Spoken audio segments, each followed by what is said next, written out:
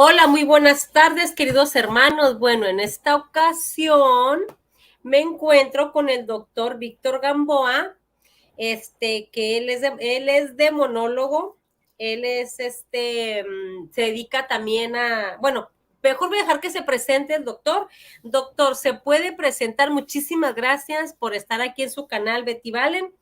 Y desde que lo vi ahí en las redes sociales, ahí todo lo que postea, me encantan todos todos sus posts son temas que en realidad sí nos hacemos internamente, pero ni siquiera le hacemos al sacerdote, no sabemos, o cada quien anda pensando lo que quiera, ¿no? Entonces, ahorita tengo muchas preguntas que hacerle sobre el tema, pero antes de eso, doctor, necesito que se presente y salude a nuestra audiencia. Bienvenido.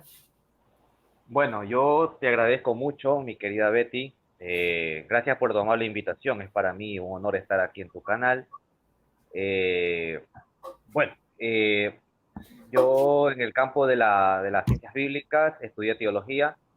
Estudié en la Universidad Católica, en el Instituto Internacional de Teología, con, avalada por la Pontificia Universidad de Comillas, donde saqué una especialidad en pastoral de la salud. Pero en la parte académica me he dedicado más a la parte de la historia bíblica del Nuevo Testamento. Eso no quiere decir que lógicamente no haya estudiado el Antiguo Testamento, pero el Nuevo Testamento es mi mayor campo de estudio. Ahora, más allá de eso, la gente más me conoce, o la gente que me conoce, mejor dicho, es en el campo de la demonología y el exorcismo. No soy exorcista, soy teólogo laico, pero sí soy un demonólogo, es decir, he estudiado al demonio no solo en el campo de la teología católica, ¿sí? A diferencia, por ejemplo, de un exorcista, que la mayoría de los exorcistas estudian al demonio desde el campo de la teología católica. En este caso, el demonólogo, yo lo he estudiado desde todos los campos posibles, desde el Islam, desde el judaísmo, desde el satanismo, desde las sectas ocultistas, también incluso desde el judaísmo, desde antes de la fe judía. Me refiero a la demonología o cómo era concebida en los tiempos de las distintas tribus cananeas, etcétera, etcétera. Bueno, ¿qué podemos abordar incluso? Entonces, se puede decir que he estudiado el demonio un poco más amplio. ¿Ya? Me he dedicado a eso. Luego, en la parte práctica, me dedico a la parte de consejería, discernimiento en el campo demoníaco, visitar casas infestadas, donde hay aparentemente una posible influencia diabólica. Entonces, lo que yo hago es discernir con los pacientes, yo siempre llamo pacientes, ¿no? Con los hermanos o pacientes, ¿no? Diciendo con toda la familia, una vez que he sacado mis conclusiones, entonces es cuando yo digo, bueno, es necesario buscar un exorcista, es necesario buscar un sacerdote, o sencillamente es necesario buscar un psicólogo, un psiquiatra, o sencillamente no tiene nada que hacer, vamos a seguir, vivamos una vida normal, etc. Cabe recalcar que la gran mayoría de los casos, cuando se trata de una actividad demoníaca, más son los casos de infestación diabólica, es decir, en casa, ¿no? Algo más sencillo. ¿Sí? Luego, lógicamente, también hay bastantes casos de personas que en realidad están afectadas de la mente. No estoy diciendo con eso que están locos, en absoluto, no, no, solamente que están pasando por problemas depresivos, tienen histeria, sufren de algún tipo de neurosis y cosas por el estilo, ¿no? Pero bueno, ese básicamente. Y me dedico también a lo que es a dar charlas, conferencias, dar entrevistas y a escribir. He escrito ya 3 libros, uno sobre teología, sobre los testigos de Jehová, uno sobre una biografía sobre una beata guayaquileña, es un libro de historia básicamente. Sí. Otro libro también de historia, pero que no tiene nada que ver con la parte religiosa. Y ahora mismo mi gran libro, mi gran obra, que se puede decir que es lo que la gente me ha pedido, mi libro sobre demonología, ya está terminado. Lo que falta es sencillamente es publicarlo, ¿no? Pero el libro está terminado. Ahora estoy haciendo un libro que yo creo que va a gustar mucho a la gente porque es un libro, es una miscelánea de diversos temas, tanto del Antiguo como del Nuevo Testamento, donde voy a abordar preguntas complejas a la luz de la arqueología, a la luz de la historia bíblica, como por ejemplo, les pongo solo un sencillo ejemplo. ¿Por qué Dios aceptó la ofrenda de Abel y no la de Caín? Es por poner solo un ejemplo. No, yo sé que inmediatamente se nos viene a la mente eh, eh, esa enseñanza, ¿no? De que, bueno, la ofrenda de Abel fue la más, la que dio de manera más genuina, ¿no? Él dio lo mejor que él quería. Y Caín, pues bueno, él dio lo que lo último que él tenía, quizá lo dio hasta de mala gana. ¿No? Pues bien, la respuesta no es así. De hecho, no vemos esas expresiones ni físicas ni verbales en el Antiguo Testamento. No lo vemos en el relato. En realidad lo que vemos es otra cosa. Hay veces que para poder entender una respuesta no la encontramos en el mismo texto de forma explícita, pero sí de forma implícita en otros pasajes bíblicos. Entonces, a la luz de la historia podemos entender que, por ejemplo, los antiguos israelitas siempre tuvieron la idea, la concepción ideológica, religiosa, de que Dios habitaba en el desierto. Eso siempre lo han tenido ellos. Todo el contrario, la gente que vive en la ciudad. La gente que vive en la ciudad es una gente detestable, gente que está siempre apegado al dinero, apegado a la corrupción, apegado a la maldad. En cambio, la gente del campo no, la gente del campo es más sencilla, más humilde y siempre está pegada a Dios. Gente del campo o gente del desierto. Entonces, al haber esa concepción ideológica en la mente del pueblo de Israel, el agiógrafo sagrado lo que hace es transmitir esas dos creencias en estos dos personajes. Por ejemplo, Abel, ¿qué es Abel? Abel es un beduino, Abel es un pastorcillo que cuida ovejas, etc. Es aquella persona que vive en un lugar concreto, que vive en el campo o en el desierto. Entonces, Abel representa a ese hombre que Dios ama, que Dios agrada, es aquel que vive en el desierto. Recuerden que Jesús, cuando necesita estar con su Padre, ¿a dónde se dirige? Hay dos lugares, al desierto o a la cima del monte. Ambos representan esa intimidad con Dios. Entonces, lo mismo que pensó Jesús y lo mismo que se pensaba en tiempo de Jesús, se pensaba en el antiguo Israel. Entonces, ellos concebían de que quien vivía en el desierto estaba muy cerca de Dios. Entonces, Abel es ese personaje que prefigura a toda esa gente que ama a Dios, que está con Dios en la oración. No nos vayamos lejos. En nuestra iglesia católica, los sacerdotes religiosos y religiosas, monjas, etcétera, los que viven en monasterios son gente que vive e incluso mucho más apegada a Dios porque precisamente se aíslan voluntariamente para vivir esa continuidad de intimidad con Dios. No así, por ejemplo, el párroco que vive, por ejemplo, en una parroquia, en una ciudad, donde ya está él envuelto en todas las calamidades que nos puede brindar el entorno que nos rodea, ¿no? El robo, el asesinato, la corrupción, lo que nos brinda los medios digitales, etcétera. Entonces, si bien es cierto, tanto el padre que vive en una parroquia como el que vive en un monasterio están llamados a la santidad bajo el mismo camino, ciertamente en el que está en el monasterio se puede decir que es el que vive de una manera quizás mucho más plena por los medios que le rodean, que le circuncidan, con Dios. Entonces, vemos cómo se ve reflejado incluso en nuestros tiempos, en el tiempo del cristianismo. Así se veía en ese tiempo. Entonces, Abel va a prefigurar esa persona. Caín no. Caín, ¿qué le ofrece Caín como obsequio a Yahvé? Le ofrece vegetales, frutas, qué sé yo, le ofrece todo este tipo de elementos que lógicamente no están en el desierto. Estos están en donde? En la ciudad. Tú cultivas en la ciudad. Y entonces, Caín representa a esa gente detestable para Yahvé. Esa gente detestable para los escritores sagrados del Antiguo Testamento. Esa gente que vive en la ciudad. Entonces, ahí podemos nosotros prefigurar, por ejemplo, el por qué Dios acepta la ofrenda de Abel y no la de Caín. Pues bien, entonces yo me alargué en algo que no tiene que ver con el tema, pero lo cierto es que más o menos en eso va a estar basado mi libro. Aquí van a haber muchísimas preguntas. Por ejemplo, María Magdalena verdaderamente fue prostituta. ¿De dónde sacamos eso? O por ejemplo, se me viene a la mente el diluvio universal. ¿Existió el diluvio universal? ¿Bajo qué parámetros podemos nosotros entender el diluvio universal desde la ciencia bíblica? Bueno, todas estas cosas van a estar en el libro. Y yo sé que va a ser de mucha ayuda. Entonces, bueno, eso me extendí mucho en mi presentación, lo siento. No, estábamos así. No, está muy bien, doctor. A ver, para los hermanos que recién llegan, me preguntan que de qué se trata. Bueno, el tema se trata que tenemos aquí al doctor Víctor Gamboa. Ahorita el doctor nos va a dejar sus redes sociales, nos va a dejar los nombres de sus libros, los que ya están para la venta y todo eso, ¿no? Se trata de la demonología y el exorcismo. Y aquí tenemos ya dos preguntas de los hermanos, pero yo también tengo muchas preguntas, muchas preguntas. Doctor, esos libros, fíjese bien, le voy a hacer 3 preguntas en una. Esos libros que usted está escribiendo o los que ya escribió, los que están por terminarse o los que están en proceso o ya terminados, ¿están aprobados por algún sacerdote, por la iglesia? Esa es una pregunta.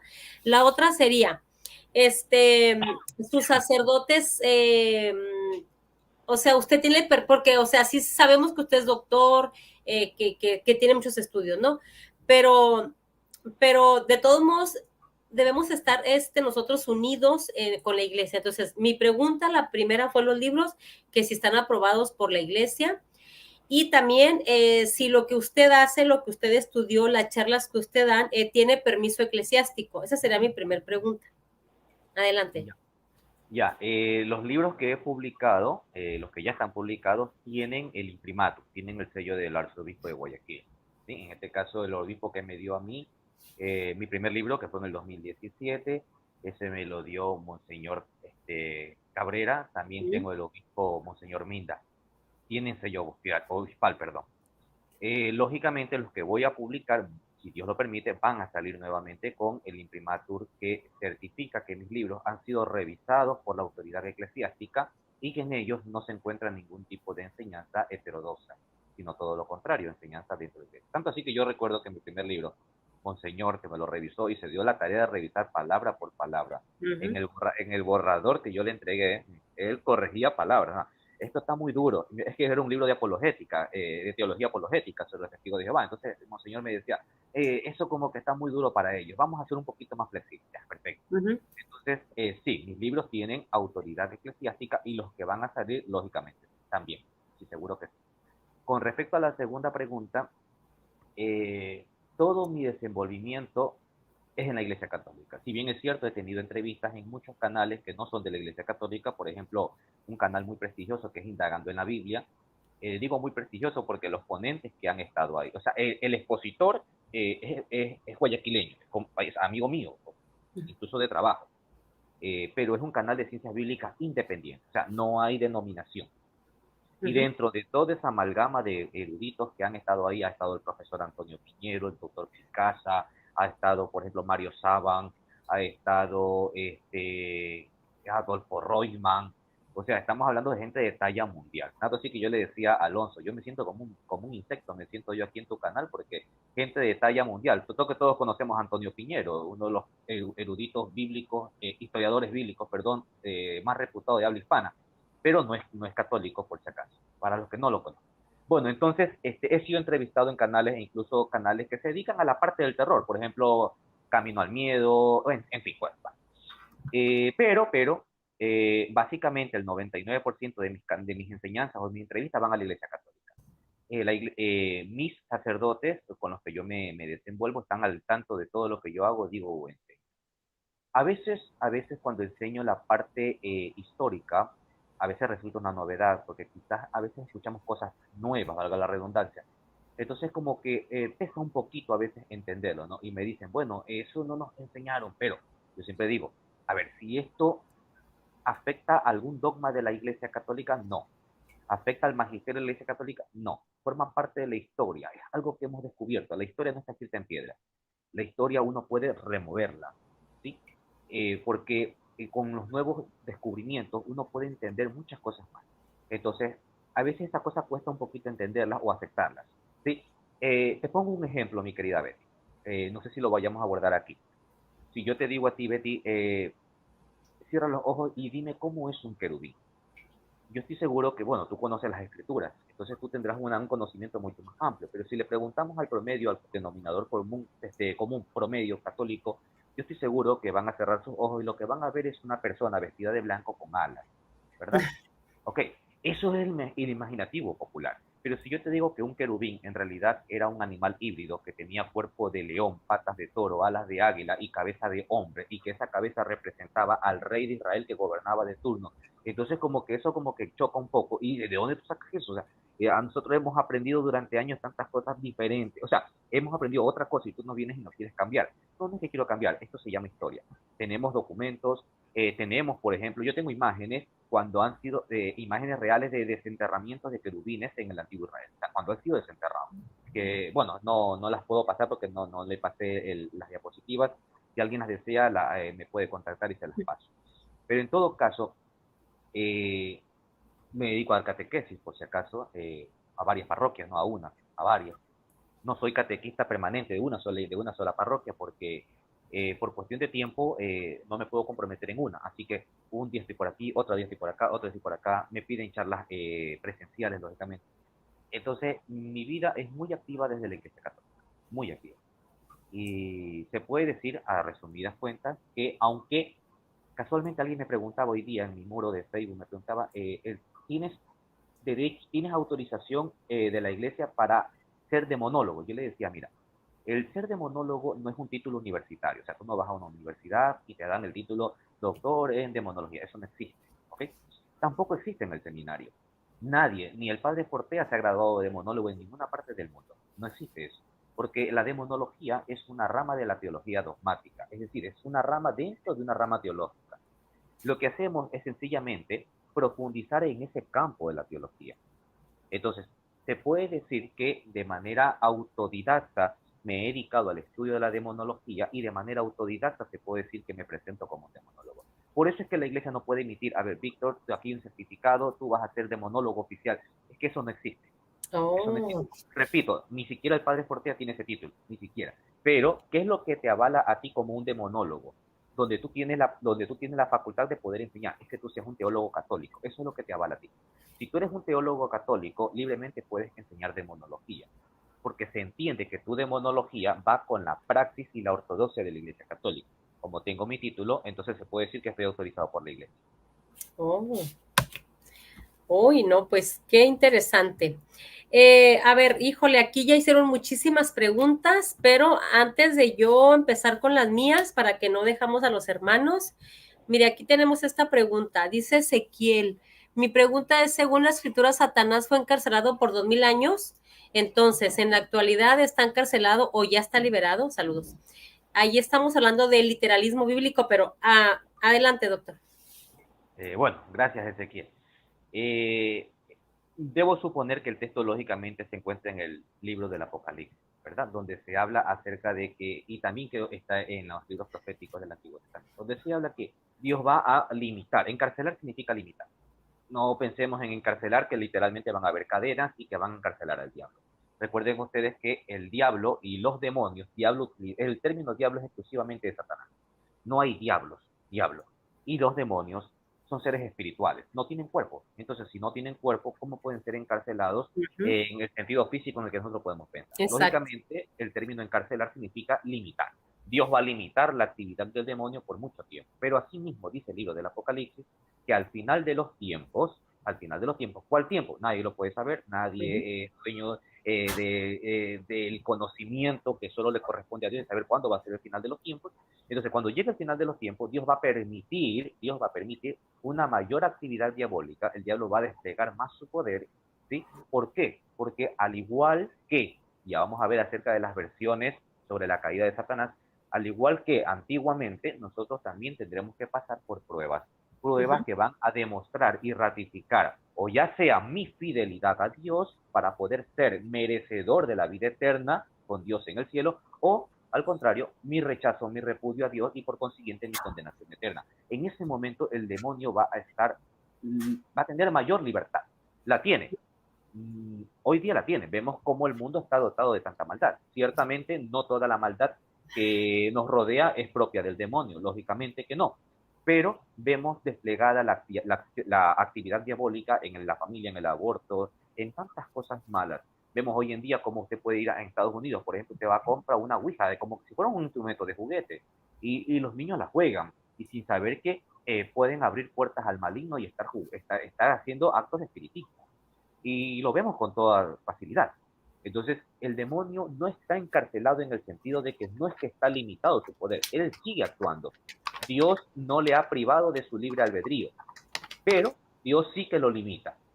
Si el demonio pudiera hacer todo el mal que él quisiera, no existiríamos nosotros. Ya nos hubiera acabado por completo. Pero es que Dios, precisamente Dios, es aquel que le pone siempre un freno, le pone un alto al demonio para que no pueda seguir avanzando. Entonces, se puede decir que Dios está encarcelado, perdón, que el Satanás está encarcelado, se puede decir que técnicamente no, porque él sigue desplegando su actividad.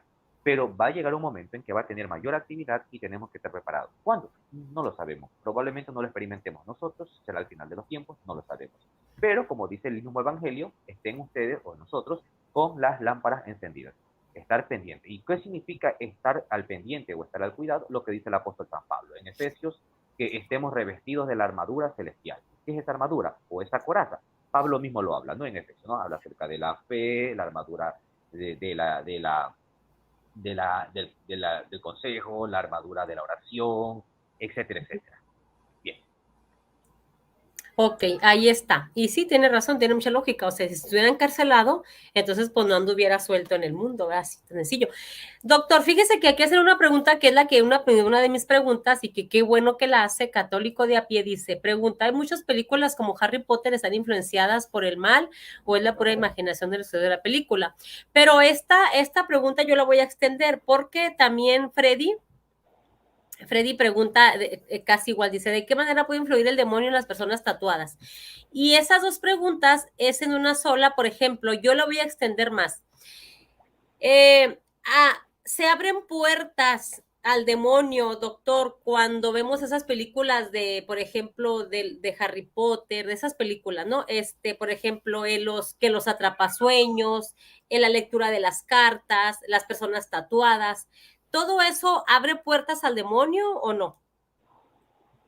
A ver, primero voy a responder lo que dice el padre Gabriel Amor. El padre Ajá. Gabriel Amor dice que sí, literalmente él dice que sí, que ver películas de Harry Potter, eh, tatuarse, todo esto abre puertas al demonio. Las películas porque sencillamente tienen contenido de magia, y la magia es magia, empezando por eso. ¿Sí?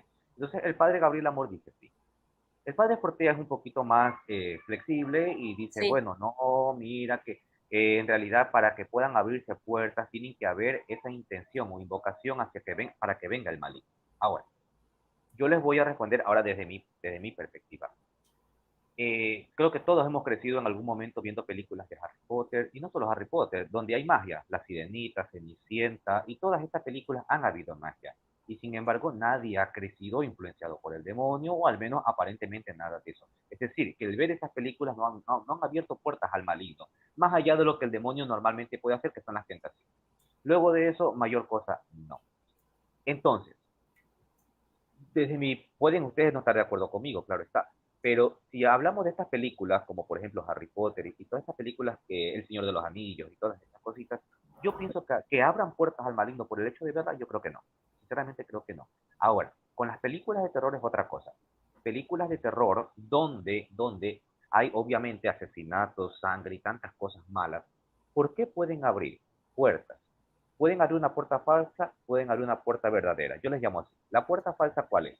La sugestión mental. O sea, Ah, te pones a ver muchas películas de terror, te sugestiona la mente. Entonces, si tú, haz la prueba, si eres miedoso y te pones a ver una película de terror, terminas de verla, ¿qué va a pasar? Sientes que todos los demonios están al lado tuyo, que todo se te mueve, los ruidos, escuchas ruidos, sientes todo tipo de presencia. Y no solo eso, no un día, 2 días, 3 días, y terminas buscando al sacerdote para que te confirme. sí, Entonces, es que es verdad, eso yo le llamo una puerta falsa. ¿Sí? Entonces, si sí. no estás capacitado, y más aún adolescente, lo mejor es no verlas, no verlas. Ahora, puertas verdaderas. Yo he leído, porque en el campo de la demonología, no sé si ustedes sepan, en España hay policías demonólogos que se encargan solamente de casos de donde hay asesinatos bajo rituales satánicos, por si acaso. Entonces, un demonólogo es como un detective, tiene que indagar casos y muchas veces casos que tienen que ver con muerte y asesinato. Me ha tocado a mí. Entonces, en la lista de muchos de estos psicópatas que he podido leer, resulta que coincide que en su infancia han sido adictos a películas de terror, películas de asesinato, películas de todo este tipo de tramas siniestras. Entonces, parece ser que es un patrón, no soy psicólogo, pero parece ser que es un patrón que puede afectar, obviamente, a la persona. Ahora, ¿esto puede abrir puertas al maligno? Yo creo que sí. Sí. Si es que te haces un aficionado a la película de terror, muchas veces nosotros en las películas hay conjuros, hay palabras en otras lenguas y nosotros ni siquiera sabemos lo que están diciendo y las estamos viendo y a veces por el mero hecho simplemente las repetimos y no sabemos lo que estamos repitiendo. Ajá. Entonces se pueden abrir películas de terror. Ahora, yo ahora último hice un comentario en mi muro acerca de la película El Rito, que para mí es la mejor película que pueda Sí. haber sobre el tema demonológico y exorcístico. Y bueno, a mucha gente no le gustó porque la gente todavía sigue fascinada con la película de Nefarius. Y yo dije que para mí es mejor El Rito que Nefarius. Y tengo mis motivos, lógicamente. Pero Si yo te digo, si eso quiere decir, Víctor, que tú recomiendas que la gente vea películas, no, yo estoy diciendo que no lo hagan, es mejor que no lo hagan, yo lo hago por mi campo, porque tengo que estar al tanto de las películas que salen sobre esta temática. ¿Por qué? Porque la gente me pregunta, oye, mira, esto sucede verdaderamente en el exorcismo, esto no sucede, ¿verdad que el demonio puede hacer esto, no puede hacer lo otro? ¿Por qué? Porque la gente conoce más al demonio por las películas que por la misma Biblia. Y es la verdad, es la triste realidad. Si conociéramos más al demonio por la Biblia, sería diferente, pero más conocemos lo que nos brinda Hollywood, lo que nos brinda verdaderamente las películas. Y cuando vemos las películas, creemos que eso es el demonio en realidad, pero está muy lejos de la verdad en la mayoría de los casos. Eso en cuanto entonces a la primera pregunta. La segunda pregunta con los tatuajes, mi querida Betty, mira, y también va para el, bueno, para el piercing, también, sí, claro, en esa época no se llamaba piercing, pero ciertamente también se ponían estos aretes en las orejas y las narices. Mira, recuerda que la medicina para el siglo 11, 12 de la era cristiana era tan precaria, ni siquiera habían médicos como tal. Habían los protomédicos, habían los que curaban con sanguijuelas, ¿cómo se me van ahorita el nombre? Bueno, se me va el nombre. Ahora, toda esta gente, los barberos, por ejemplo, hacían de cirujanos, etcétera. La Ujú. medicina como tal no existía como tal, era muy precaria. Ahora, si eso era en la Edad Media, imagínate tú hace 2000 o 3000 años atrás, en No, la época de los antiguos cananeos, de los antiguos fenicios, de los israelitas, etcétera. No había el más mínimo conocimiento. Tanto así, mi querida Vale, que la gente prefería tomar vino y no agua. ¿Por qué? Porque lógicamente el agua no era potable y se morían. Se enfermaban, le daba una infección intestinal y se morían. En cambio, era el vino, era mucho más recomendable porque ellos no sabían cómo sucedía, pero lo cierto es que si tomaban vino, no se morían. Claro, es que ahora es el al vino, revés. pues, ahora la gente se embriaga. Bueno, entonces es por eso que el vino era tan importante en el antiguo Israel. Y vemos cómo María, mejor dicho, Jesús transforma el agua en vino por orden de María, que me parece sorprendente eso. Bueno, no me voy a dejar del tema. Lo cierto es que la gente cuando se hacía un tatuaje, ¿sí? Ellos no tenían ningún tipo de asepsia, nada, no sabían nada de eso, no sabían lo que existían microorganismos, no sabían nada de eso. Se lo hacían, se infectaban, les daban calenturas y se morían. Entonces, ellos lo único que podían entender es que Dios los había castigado por haberse puesto ese tatuaje. Eso es un castigo divino. Te pusiste eso, por eso Dios te mató. Y no solamente con los tatuajes, con los aretes, lo mismo pasaba, se infectaban y morían. Acuérdate también que como no se tenía noción vamos, de los elementos climáticos, hoy tú sabes lo que es un tsunami, cómo se genera un tsunami, tú sabes cómo se genera un terremoto. En esa época nada. En esa época si sucedía un terremoto, un tsunami, porque Dios estaba molesto. ¿Ok? Y si florecía el campo es porque Dios estaba alegre con nuestras acciones y Dios nos bendecía. Entonces, se prohíbe en el Antiguo Testamento el uso de tatuajes por este motivo. Ellos no saben cómo, lo único que saben es que Dios lo prohíbe. Si te lo pones, te puedes morir. Dios aborrece los tatuajes. Eso en el contexto histórico de esa época. Ahora, ¿qué pasa si te pones un tatuaje ahora? ¿Estás abriendo una puerta al demonio? El Padre Amor dice de una, sí. Personalmente creo que tampoco es así. Personalmente. Repito, pueden ustedes no estar de acuerdo conmigo. Diferente es que si te haces un tatuaje consagrándote al demonio, y eso es otra cosa. No, Si te no. haces un tatuaje como se hacen los satanistas, donde se consagran directamente al diablo mediante los tatuajes, eso ya es otra cosa. ¿Por qué? Porque hay personas que se pueden hacer un tatuaje, por si acaso no estoy recomendando tatuajes, a mí no me gustan los tatuajes, no tengo ninguno. Lo que estoy diciendo es que yo he visto hermanos, me han consultado hermanos, que por el hecho de ser un tatuaje y haber escuchado el Padre Amor, ya se sienten literalmente condenados, o sea, ya están condenados. Y lo peor de todo es, como no se lo pueden quitar, viven con esa zozobra de que ya están literalmente en el Sí. infierno. Y te digo, no, tranquiliza, a ver, Dios es un Dios de amor, un Dios que todo lo comprende, Dios no es impío ni misericordia.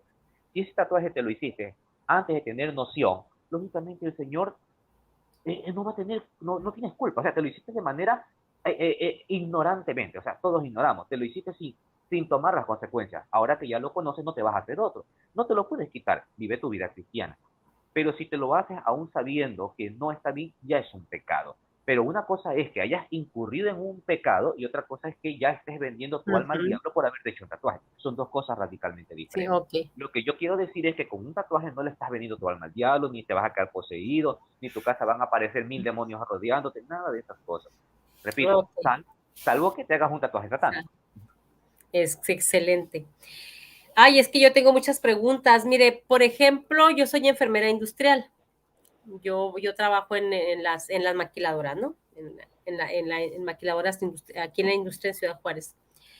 Y es increíble que los jóvenes, me llega gente de toda enfermería, obviamente, los trabajadores, ¿no? Pero, por ejemplo, ahí donde yo trabajo, Recursos Humanos quiere que contratemos pura gente mayor, así como lloviznando, de llovinando para arriba, todavía más vieja que yo, ¿no? Entonces, doctor, me llama mucho la atención porque el 99% de mis pacientes viejos, como de mi edad, ven pornografía. Es increíble. Los pocos jóvenes que están ahí, no, ¿por qué yo lo sé? Porque la enfermera industrial aquí en mi ciudad somos psicólogas, somos maestras, somos recursos humanos, somos todo. Entonces ahí la psicóloga es la enfermera. Entonces ahí de todo. Entonces es increíble que los de veras, no estoy mintiendo, el 99%, por ejemplo, Betty, deme porque me duele mucho la cabeza. Y como ya es tan viejo, le digo, déjeme, le checo la presión. Entonces me dice, no, Betty, sí la traigo bien. Lo que pasa es que anoche, pues me dormí como 2 horas nada más. Entonces, en lo que yo estoy buscando medicamento alérgico a algo, estoy buscando el medicamento, me dicen, solitos me dicen, o sea, no sé yo con qué fin me lo digan, ya lo regañé, pero no entienden. Es que, ¿sabes qué, Betty? Ayer que llegué del trabajo, me bañé y pues me puse a ver películas porno. Todos me dicen lo mismo. Entonces les digo yo, ya estás anciano, pero bueno, mi pregunta es, doctor, en las revelaciones privadas, que yo sí creo, no estamos obligados a que, pero yo sí creo en revelaciones privadas, obviamente de los santos, ya, santos místicos que están aprobados por la iglesia, ¿no? Por ejemplo, Santa Faustina, en su diario, ahí menciona que uno de los pecados más graves en el infierno, por los que sufren más, es por la pornografía. Entonces, esta pregunta yo la quiero ampliar un poquito más. ¿La pornografía sí es una puerta al demonio? O sea, ¿sí es un demonio? Explíquenos un poquito eso, por favor.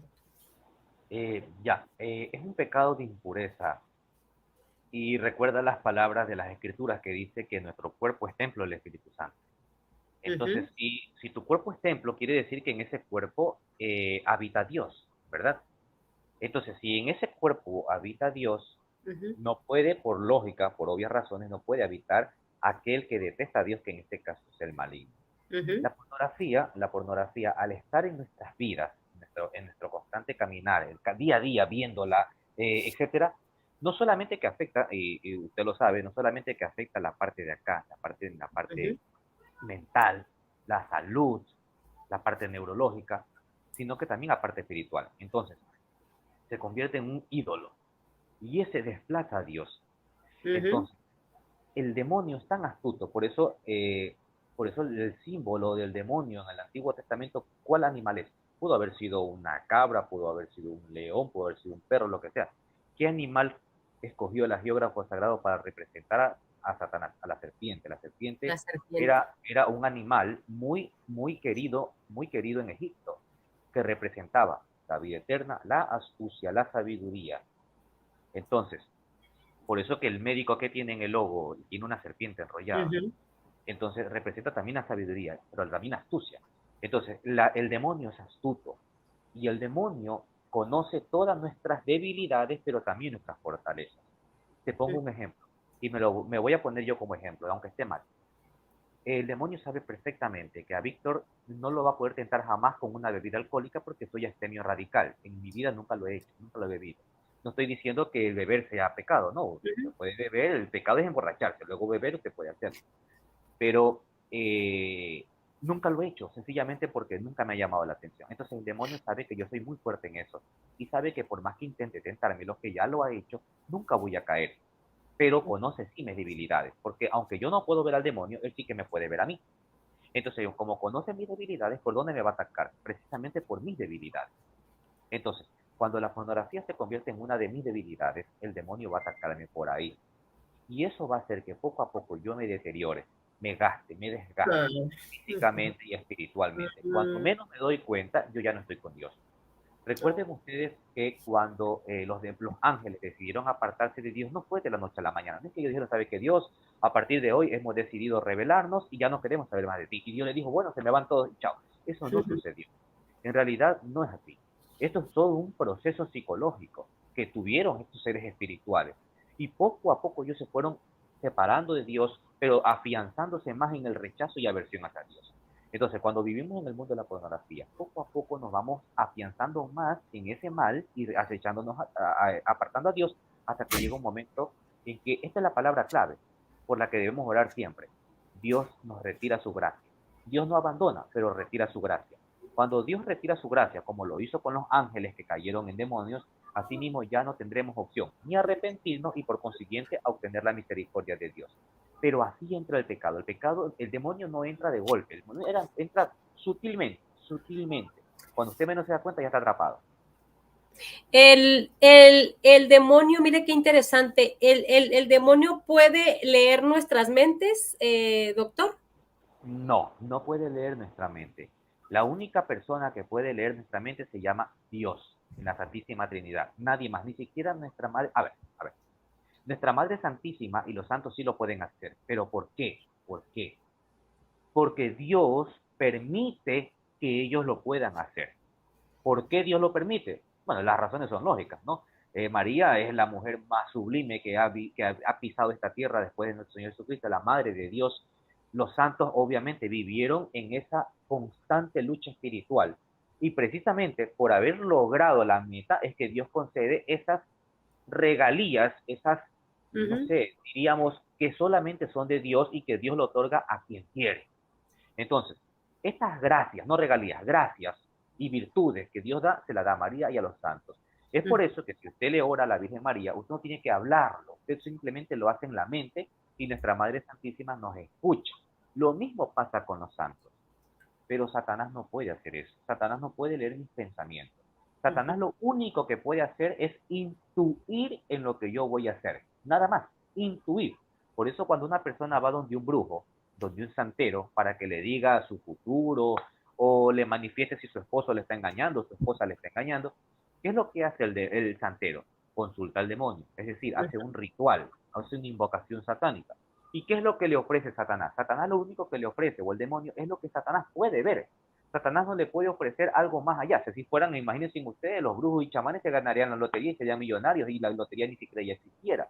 Es que ellos no pueden saber nada del futuro. Nada, nada, nada. Solo pueden intuir. Entonces, Satanás puede intuir, perdón, Satanás sabe que yo soy pecador acérrimo en la pornografía, ¿ok? Él lo sabe perfectamente. Pero él no puede intuir que en mi corazón yo me arrepentí y que yo ya mañana no voy a ver. Eso no lo puede intuir él. Entonces él se topa y él dice, no puedo, es que él no puede saber lo que va a pasar en el futuro, porque él no es Dios, él es un espíritu y en virtud de su naturaleza espiritual, si bien es cierto, es superior, pero también es limitada, es limitada. No puede saber el futuro, taxativamente no, ni nuestro pensamiento. Ok, excelente. Hermano, fíjese que hoy, hace como una hora, antes de entrar aquí, me llamó un hermano que se llama Gabriel, aquí por Gabriel Rodríguez. Me dijo que que dijera su nombre. Me hace una pregunta muy interesante el hermano. Me dice, Betty, ¿cómo sé yo? Se murió una persona, un familiar de nosotros. Entonces, pero esta persona se quitó la vida, o sea, se mató la muchacha de 23 años. Me dice, y mis familiares pues le están pidiendo que le recemos los 9 días del rosario. Aquí en México tenemos esa tradición que es el novenario, ¿no? Correcto. Ahí en México ponen sal y ponen cal y una cruz y no sé qué, pero eso ya es cultural, ¿no? Sí. Bueno, me está preguntando él que si le reza, pero ¿cómo saber si está en el cielo o en el infierno? Mi respuesta fue la siguiente y yo quiero que me corrija usted si yo estoy mal, porque por eso usted es el que nos va a dar la respuesta correcta. Yo de espiritualidad casi no sé, yo lo que sé es de apologética, ¿verdad? Y eso poquito, no mucho, pero de espiritualidad la verdad sé muy poco, pero con las almas del purgatorio sí estudié bastantito. Entonces yo le decía a él que si bien es cierto que esta muchacha se mató y si bien es cierto que es un pecado muy grave, sí, que te puede llevar al infierno, también no sabemos hasta dónde, o sea, el ser humano no comprendemos la misericordia de Dios. Entonces, yo le decía a él que rezaran el rosario. Le dije, récelo, hermano. Yo he escuchado, doctor Víctor, que si usted le reza a alguien que está en el infierno, es peor para él, o sea, sufre más, ¿verdad? Pero yo le respondí al hermano que lo rezara, que le rezara el rosario, porque no sabemos si está en el purgatorio. Ahora, si esta persona está en el infierno, lo que yo he poquito que he estudiado de espiritualidad, es que esas oraciones se beneficia un alma del purgatorio, vaya. O sea que no se desperdicia esa oración. Eso que yo le dije, ¿es cierto o estuve mal? Bueno, sí, es cierto. Y está muy bien. Y solamente quiero acotar algo. Uh -huh, Nosotros los católicos tenemos un santoral católico, ¿verdad? uh -huh. Santos canonizados, es decir, que están gozando con Dios.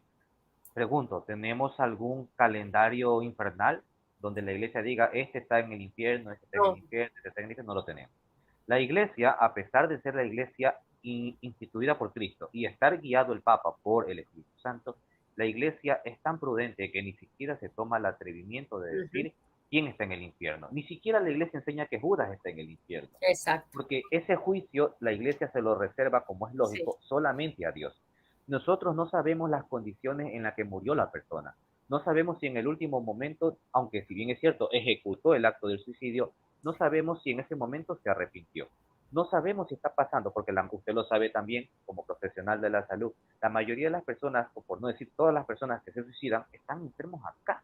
Es decir, que la gran mayoría no están conscientes a carta cabal de lo que están haciendo. Están recibiendo ayuda, o algunos ni siquiera la reciben, pero necesitan ayuda psiquiátrica, psicológica, porque tienen un proceso acá, tienen un proceso acá que está Uh -huh. afectando. A veces hay familias disfuncionales, han sufrido violaciones.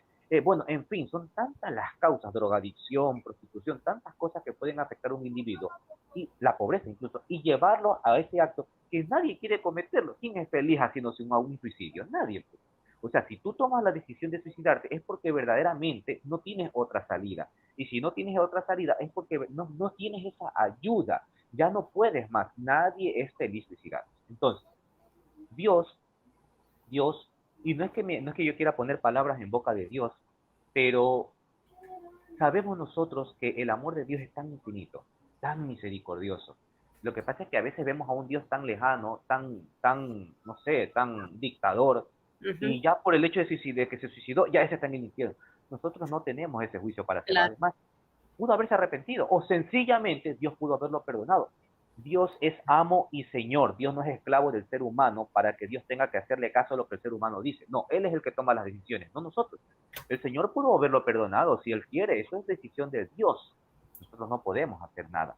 Entonces, decirle que está en el infierno, jamás me atrevería a hacerlo. Por consiguiente, como no tenemos esa certeza, pero lo que sí tenemos es la certeza de que Dios es misericordioso Uh y -huh. que además, la iglesia nos envía a orar por las almas de los difuntos, entre ellas incluyen las del purgatorio. Entonces, oremos por esa persona para que el Señor la purifique y lógicamente alcance la vida eterna. Porque el orar por las almas del purgatorio es un acto de caridad. Si Exacto.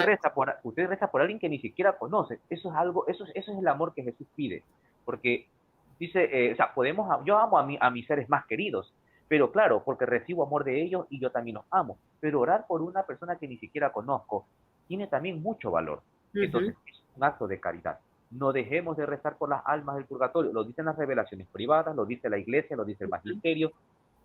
Oremos. No sabemos si está en el infierno. Dios quiera que eso no suceda. Así que oremos por ella. Claro. Doctor, a ver, ¿cómo saber? Mire, yo nunca he visto nada, pero bueno, sí he visto. Pero hay personas que de manera más clara han visto un alma. Yo sí lo creo. Bueno, algunas tienen esquizofrenia, como dice Julie, pero bueno, vamos a hablar de las personas que están bien. hay personas que dicen, es que de veras, Betty, mira, te lo juro, no estoy mintiendo, escuché la voz de mi papá muerto, escuché la voz de mi hijo, es más, yo lo vi, estaba de frente mío, yo estaba tranquila viendo la televisión, se me para enfrente y desaparece como si nada, de veras. O sea, yo sí creo en eso, pero aquí la pregunta es, ¿cómo saber si esa alma, por ejemplo, yo no sé si usted ha leído el libro de María Sima, que se llama Sáquenos de aquí, de las almas del Eh, purgatorio, con Nick, el que la no, entrevistó se llama, bueno, no, ese no, no lo libro conozco. es María Sima, que ella acaba de fallecer, creo que es de Polonia la señora. En ese libro, ahí nos dice muchas cosas. Lo he leído yo como 5 veces, ya creo que hasta está roto. Pero, ¿cómo saber yo eh, que un alma, que esa alma que yo estoy viendo es un alma del purgatorio que me está pidiendo ayuda o es un alma del demonio? ¿Cómo saberlo? María Sima lo explica bien, pero ¿qué más usted, que es especialista en esto, que nos dé la respuesta? Ya, a ver, empezando por algo de la esquizofrenia, antes de responderle, es que un paciente esquizofrénico, si bien es cierto, tiene alucinaciones, Uh pero -huh, esas alucinaciones solo la ve el esquizofrénico. Esa no uh la puede -huh. ver la mamá, el papá, la gente que están alrededor. No puede verla. Y si toma su Pero medicación, escuchan voces, ¿no? También les dicen, ¿mande? agarra ese cuchillo y mátate. O sea, escuchan voces los Sí, sí, esquizofrénicos, claro. ¿no? Hay visiones, sonidos, etcétera. Ellos tienen un mundo, ese mundo es real para ellos, irreal para nosotros. Pero el único testigo de eso es simplemente el paciente, nadie más. ¿Sí? El papá no ve nada, la mamá no ve nada, los hermanos no ven nada, nadie ve nada. Solamente eso ve el esquizofrénico, el paciente que está con esquizofrenia, que además, si está recibiendo su tratamiento, las alucinaciones tienden a menguar, ¿ya? Uh Pero -huh. en cambio, cuando suceden las apariciones reales, entonces hay muchos testigos, suelen haber muchos testigos. Yo siempre pregunto, ¿quién más lo vio? No, lo vio mi mamá. ¿Quién más lo vio? Mi papá también. Y les hago las preguntas y coinciden ambos con los mismos relatos. Entonces ya esto no es algo mental, lógicamente. Aquí hay algo Okay. real. Uh Ok, -huh. ahora, ¿cómo distinguimos entre un alma? Aquí hay tres tipos de apariciones. El alma del purgatorio, Uh -huh. el alma humana condenada en el infierno y los demonios, que son tres cosas diferentes, Oh. tres diferencias, ¿sí? Mm. El alma del purgatorio es lo que nosotros llamamos almas errantes o almas purgantes, vulgarmente fantasmas, vulgarmente Sí, fantasmas, sí, sí. Uh -huh. ¿ya? Como cuando ellas se presentan, y aquí sí voy a citar al padre José Antonio Portea, porque en la práctica sucede así, que dice el padre Portea en su libro Suma Demoníaca, para distinguirlas, que Uh -huh. cuando se aparece un alma del purgatorio, esta tiene forma humana, normalmente en forma de sombra, o a veces puede aparecer el rostro de la persona, puede ser un familiar, porque es un alma del purgatorio, no habla, no se mueve, ni se inmuta, se queda estática ahí. Obviamente da miedo, pero en cuestión de segundos desaparece. Y si usted ora en su casa, usted no tiene que llevar un exorcista ni un sacerdote, nada, usted ora en su casa, echa agua bendita a usted mismo, desaparece. Y probablemente nunca vuelva a aparecer más. El objetivo es que usted rece por esa alma del purgatorio, a la cual usted pudo reconocer. Hay mucha gente que me dice, Víctor, es que yo vi a mi papá y mi papá está fallecido, yo lo vi, ese es un alma del purgatorio. ¿Ya? ¿Te hizo algo? No, estaba ahí parado, o caminó y desapareció, ese es un alma del purgatorio. No es que las almas del purgatorio tengan la libertad de aparecerse cuando quieran. Dios lo Uh permite -huh. por razones específicas. ¿Para qué? Para demostrar que el mundo sobrenatural existe. Que hay que orar por las almas del purgatorio. Bien, esas son dos causas de las tantas que hay. Ahora, cuando es un alma condenada del infierno, cuando es un alma condenada del infierno, y cuando es un demonio, las características son similares. Es decir, y voy a hablar concretamente del demonio. Cuando el demonio aparece, este no anda con juegos. ¿Sí? Este no anda solamente con que te aparezco, te hago asustar y me voy. No, y no. Este va de menos a más siempre. Y aquí viene la fenomenología demoníaca. Cuando el demonio entra, normalmente primero empieza a atacar con las tentaciones. Es lo que le llamamos obsesiones. Tentaciones no comunes. Yo puedo tener una tentación, pero hay tentaciones que son ya más fuertes. ¿Sí? Tentación al suicidio, pero estoy bien. Pero resulta que, a ver, yo estoy bien, no tengo ningún problema psiquiátrico. He visitado psicólogos, todos los exámenes están muy bien. Pero resulta que he decidido llevar una vida más cristiana.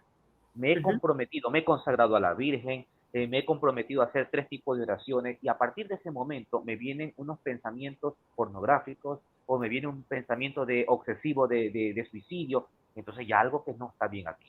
Ujú. puede ser demoníaco. Entonces el demonio ataca de esa forma, empieza con eso.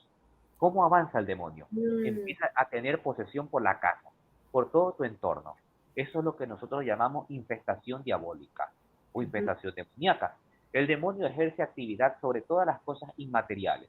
Puede prender o apagar un foco, puede mover una mesa, pueden aparecer fluidos en las paredes, pueden aparecer ruidos extraños, olores nauseabundos. A mí, por ejemplo, me han aparecido gusanos en mi biblioteca, me han aparecido cucarachas, moscas, fundas con líquidos podridos en mi auto. Bueno, en fin, eso es obra del maligno, ¿sí? Porque no hay una razón lógica y además la razón como desaparecen es sencillamente con agua bendita y no vuelven a aparecer más en el mismo lugar, ¿sí? Y lo peor de todo es que no dejan rastro, o sea, hay gusanos y resulta que he hecho el agua bendita y ya ni siquiera aparecen los cuerpos muertos. Pues es algo extremadamente sobrenatural, que hay que verdaderamente experimentarlo para creer. Yo sé que mucha gente decide está loco. Bueno, algún día quizás le toque. Bien, entonces, la infestación. Eso es la infestación. El demonio actúa sobre las cosas y también sobre los animales. Infestación. Luego oh, el demonio, eso es infestación, cuando también ataca al animal. ¿Sí? El animal también se puede volver irritable y resulta que el animal hasta puede morir. Eso ha pasado. Bien. Luego viene el siguiente paso, que es la influencia diabólica. En la influencia diabólica, el demonio no está dentro de la persona, pero ejerce sobre la persona. Por ejemplo, el demonio puede producir lo que llamamos la noche del demonio. Ahora último salió una película que yo me la vi, que fue feísima, La noche oscura del demonio. La noche del demonio, que principalmente la da o le proporciona este tipo de molestias a los ascetas, a los monjes de claustros, a las personas, a monjitas, laicos consagrados que se dedican a orar en la madrugada. ¿Ok? Entonces el demonio, ¿qué es lo que hace? Trata de que estas personas se alejen de la oración, de la vida con Dios y les enseña que la vida en el mundo es mucho más atractiva, que estás perdiendo tu tiempo y empiezan a ver esas terribles obsesiones. Eso es influencia.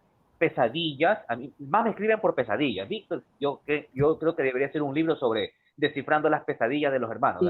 Pesadillas, todo el mundo me escribe. Yo soñé esto, ¿qué quiere decir esto? Que pesadillas del demonio, ¿no? Y empieza a influir pesadillas. O también lo que llamamos las vejaciones diabólicas. ¿Qué es eso? He recibido muchas imágenes de gente que han amanecido con cruces invertidas.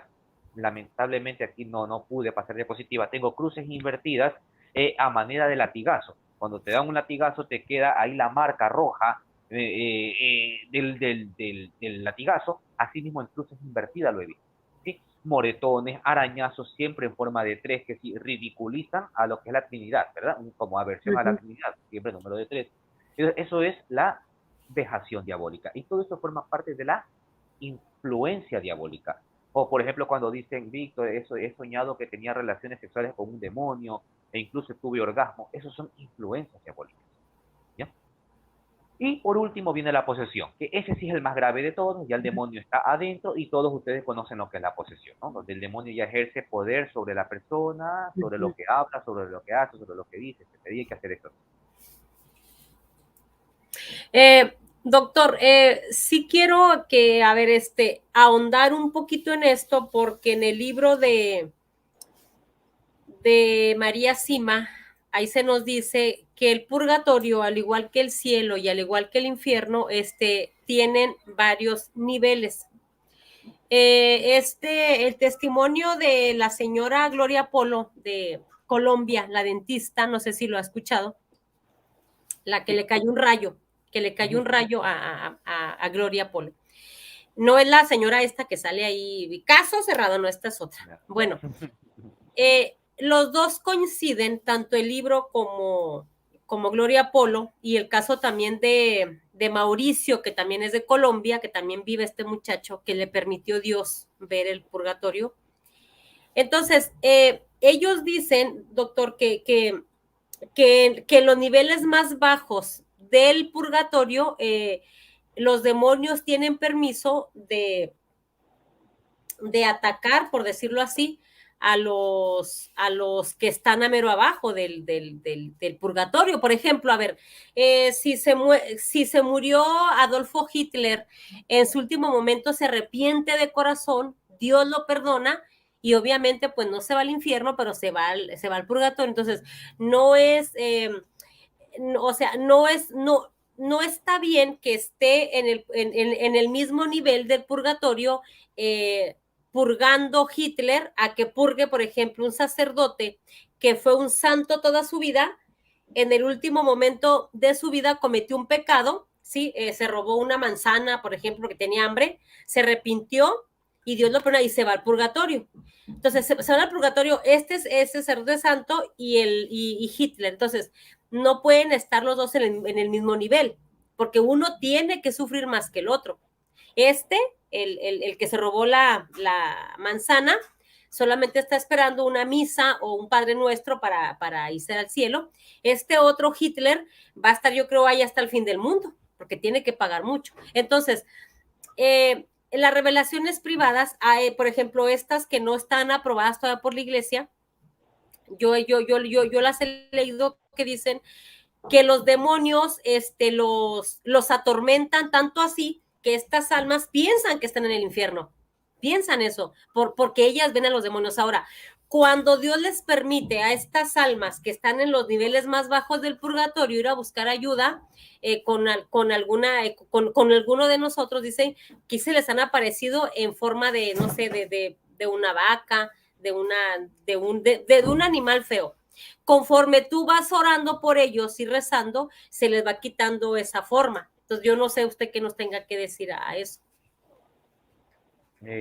Ya, bueno, concretamente en el tema del infierno, porque el tema del purgatorio como tal, en la escritura me refiero de forma explícita, porque tenemos la enseñanza del purgatorio, que como apologista lo sabe muy bien, lo tenemos en la Biblia, pero de forma tan explícita como se habla, por ejemplo, del infierno en el Nuevo Testamento, no lo tenemos. Ciertamente el purgatorio existe. Lo Pero, tenemos, ujú, sí se encuentra, pero la doctrina correcto, del correcto, purgatorio, exacto, de manera implícita. exacto, exacto. Y por consiguiente se encuentra de forma vivencial o existencial, es decir, el purgatorio existe. Ok, aun cuando la Biblia no lo mencione, el purgatorio es una realidad, ¿sí? Porque hay cosas que la Biblia no lo menciona y sabemos que hay realidades que aunque la Biblia no lo menciona, incluso en el campo histórico eso también se da bastante. Bien, miren, por ejemplo, los celotes no existieron en tiempos de Jesús y sin embargo en la Biblia se habla de los celotes, pero ya es otra. Riquísimos. Eh, eh, el infierno en la Biblia no hay un texto bíblico que mencione el infierno con estratos, ¿ya? No lo hay. Exacto. Fuera del seno de Abraham, que es lo que ellos le llamaban, pero fuera de eso no existe lo que es un estrato para los pecados, a eso me refiero, ¿no? No hay un estrato para el pecado de la lujuria en el sexto piso, para el pecado de la pereza en el octavo piso, eso no existe. Perdón, me olvidé de cargar mi la tarde me avisa. Aquí estamos Ok, como 45 grados ay, es un chorro de calor. sí, acá también terrible. Bueno, entonces no existe eso como tal. Bien, las primeras ideas o imágenes del cielo, purgatorio e infierno de forma estratificada, con estratos de pecado, lo tenemos principalmente en las novelas de Dante Alighieri, La Divina Comedia, y la de John Milton, El Paraíso Perdido. A partir de ese momento se empiezan a hacer, empiezan el imaginativo popular todas estas imágenes de estratos. Ahora, repito, en la Biblia no está, aparece en estas novelas. En cuanto a las revelaciones privadas, como usted lo dijo, no es dogma de fe, por lo tanto, cualquier persona es libre de creerlas, como no creerlas. En todo caso, yo no sé, nunca he tenido una revelación privada, no sé si existan estratos, pero lo que sí puedo estar seguro es lo siguiente, de que dependiendo el pecado, dependiendo de la magnitud y el tipo de pecado, será la magnitud y el tiempo de purificación el purgatorio. Ah, Y por supuesto, como usted lo dice, muy bien usted lo dice, es que no es lo mismo el pecado que cometió, en este caso el ejemplo que usted pone del padre, a que cometió Adolfo Hitler. Es lo mismo que pasó con los ángeles y los demonios. No es lo mismo el pecado de Satanás, que fue el jerarca, que fue el que sedujo al resto, a que un ángel inferior, débil, que se dejó insinuar y cayó también en el pecado. No es lo mismo. No es lo mismo el acto, por ejemplo, no es lo mismo la santidad de un ángel que se mantuvo siempre fiel a Dios a otro que se fue del bando de los demonios y luego regresó y dijo, no, me arrepiento y quiero seguir con Dios, porque eso y teológicamente pudo haber pasado. No es el mismo tipo de gracia. Entonces, lo bien, así como vale para el bien, vale para el mal. Entonces, no es, ese ejemplo que usted puso es magnífico en cuanto a la diferencia del pecado. Eso sí que puede existir, seguro que sí. Entonces, dependiendo del tipo de pecado, porque no es lo mismo, por ejemplo, el pecado del que yo me robé un teléfono, es pecado, no estoy diciendo que está mal, que está bien. Me robé un teléfono a que yo haya violado, por ejemplo, a una persona. Los pecados son radicalmente diferentes, la magnitud del daño es radicalmente diferente. Entonces, en virtud del pecado, el tormento es peor y la purificación es mayor. Tiene que ser así, seguro que sí. Luego, si existen estratos, personalmente no me atrevo a dar una aseveración, no lo sé. No lo sé porque, repito, no he tenido una revelación privada. Si existe, lógicamente estos estratos van a estar en virtud del pecado que se haya cometido. Los tipos como Hitler, Nerón, Mussolini, que es lo que en teoría, de acuerdo a la historia, podemos suponer que es la gente que ha estado más alejada de Dios técnicamente, lógicamente, por justicia divina, tienen que ser purificados en mayor no sé, en mayor grado, en mayor tiempo, y lógicamente la gracia que ellos van a adquirir no va a ser la misma que la gracia que adquirió un papa o un laico católico que vivió toda su vida consagrado al Señor, seguro que sí. Exacto. Muy bien. No, no, no, doctor, yo creo que yo soy la que estoy más fascinada aquí. Mire, le hice una pregunta y me gustó esta pregunta que le hace Raúl Ojeda. Dice, ¿la concepción de demonio es distinta? Para la fe judía es una y para el catolicismo es otra. Porque mire, aquí yo voy a extender más esta pregunta. Los judíos rezan el Kadish, que es una oración que ellos hacen para que el alma de su difunto vuele, nomás que ellos dicen que del infierno vuele al cielo. Entonces, pero antes de que responda esta pregunta, le quiero responder a un hermano antes de que se me pase. Me pregunta a mí que el alma de los niños abortados, ¿a dónde van si no están bautizados? Los que no están bautizados. Mi respuesta es la siguiente. El catecismo de la Iglesia Católica, estaba buscando el numeral, dice que la Iglesia se los encomienda a la misericordia de Dios, que es lo que también ahorita hablaba el doctor de los hermanos que se asesinan solos, ¿no? Entonces, se me hace que busca el numeral 1022 al 1000, ahí por ahí búscale. Entonces, el alma de los niños abortados o los niños de 0 a 3 años, bueno, no dice la edad, pero de los niños que mueren sin bautismo, la iglesia se los encomienda a la misericordia de Dios. Si es por el 1020 en adelante. No sé, doctor, si quiera extender más mi respuesta o si quiere responder directamente a Raúl Ojeda. Porque vamos también con Galo, mire lo que está diciendo. Esto sí hasta me erizó la piel, pero ahorita usted nos lo va a explicar. Primero lo de la concepción de demonios. Bueno, y responderé directamente la de Raúl, ¿verdad? Porque usted respondió la de los niños y la respuesta es explícita, ¿no? Directa. Y es concreta, directa y concreta. Sí, la diferencia de la concepción del demonio en el pueblo judío es diferente a la del cristianismo. Y hay que recalcar una cosa, cuando digo del pueblo judío también hay que separar en tiempos. ¿Por qué? Porque les pongo un ejemplo. Miren, ¿en qué año se escribe aproximadamente el libro del Génesis? Estamos hablando, escribir, ya compilar, porque al igual que en el Nuevo Testamento, la tradición primero fue oral y luego fue escrita. La tradición oral del Pentateuco surge en torno al siglo 9, 8 y 7 antes de Cristo, la oral, que es lo que llamamos nosotros la tradición mosaica, ¿sí? Pero la tradición escrita surge en torno al año 400 antes de Cristo, más o menos, son números más aproximativos, ¿verdad? Ok, cuando se escribe el texto del Génesis, por poner solo ese libro, aunque hablamos del Pentateuco o la Torá como tal, todavía el pueblo de Israel no creía en la existencia de demonios. Eso quiero que quede claro. No creían ellos todavía. Por consiguiente, cuando están escribiendo el texto del Génesis y donde aparece la serpiente tentando a Adán y Eva, ellos en su mente no tienen a Satanás. No piensan en Satanás porque no lo conocen todavía. El proceso del demonio es poco a poco. ¿Sí? No es algo que apareció de la noche a la mañana. Todo esto tiene un proceso histórico. Entonces, bueno, Víctor, entonces ¿en quién están pensando? Entonces, si no es Satanás, la serpiente, ¿y en quién está pensando el geógrafo que está escribiendo y al público al que va dirigido ese libro, el libro del Génesis? En esa época. Que, por cierto, para eso ya se había escrito Job y tampoco estaban pensando en el diablo. Es el Satán que tenta a Job, no es el diablo, para la concepción de esa época. Entonces, ¿en quién están pensando? Primero vamos con la serpiente. ¿En quién están pensando? Ellos están pensando en lo que conocen. ¿Qué es lo que conocen los antiguos israelitas? Conocen a la serpiente egipcia que constantemente trata de tragarse al dios Sol, al dios Ra en el pueblo de Egipto. Oh, Ellos lo que hacen es conocer las culturas a las que ellos han atrapado cuando han sido exiliados. Mira, claro.